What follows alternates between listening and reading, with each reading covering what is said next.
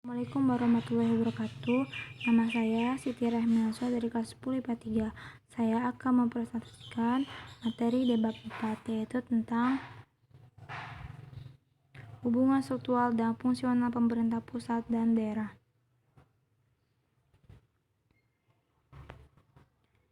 Tentang desentralisasi atau otonomi daerah dalam konteks Negara Kesatuan Republik Indonesia. Pertama, desentralisasi. Desentralisasi adalah secara metodologis istilah desentralisasi berasal dari Belanda, yaitu de yang berarti lepas dan centrum yang berarti pusat. Desentralisasi adalah satu hal yang terlepas dari pusat. Yang kedua, otonomi daerah.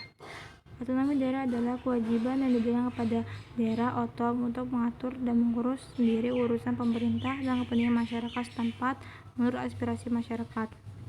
Yang ketiga, otonomi daerah dalam konteks negara kesatuan. Pelaksanaan otonomi daerah di Indonesia diselenggarakan dalam rangka memperbaiki kesejahteraan rakyat. Pengembangan satu daerah dapat disesuaikan oleh pemerintah daerah dengan memperhatikan potensi dan keaslian daerah masing-masing. Landasan hukum penerapan otonomi daerah di Indonesia. Beberapa peraturan perundang-undangan yang pernah dan masih berlaku dalam pelaksanaan otonomi daerah di Indonesia adalah sebagai berikut.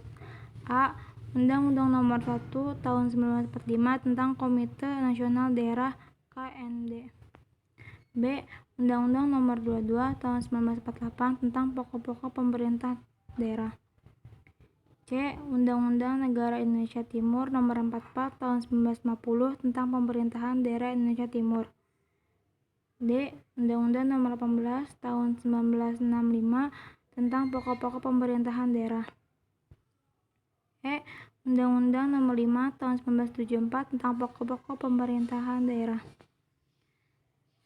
5. Nilai, dimensi, dan prinsip otonomi daerah di Indonesia.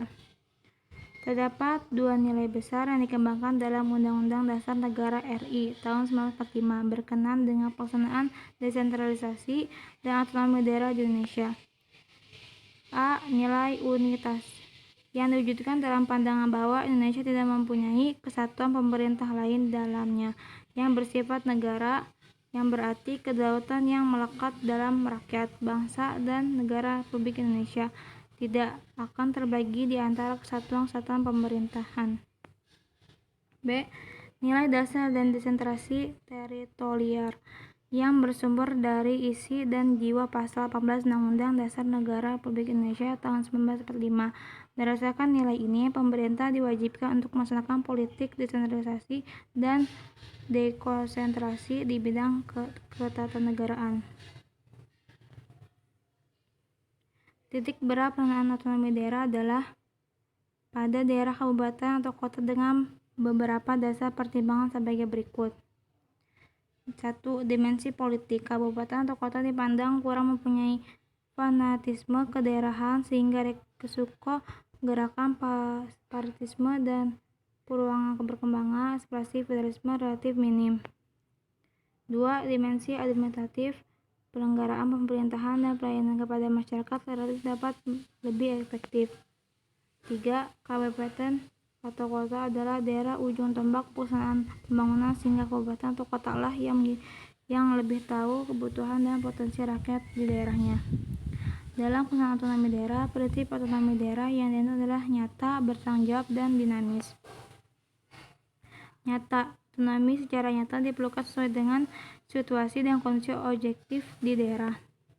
B. Bertanggung jawab. Pemberian otonomi diselenggarakan atau diupayakan untuk memperlancarkan pembangunan di seluruh pelosok tanah air.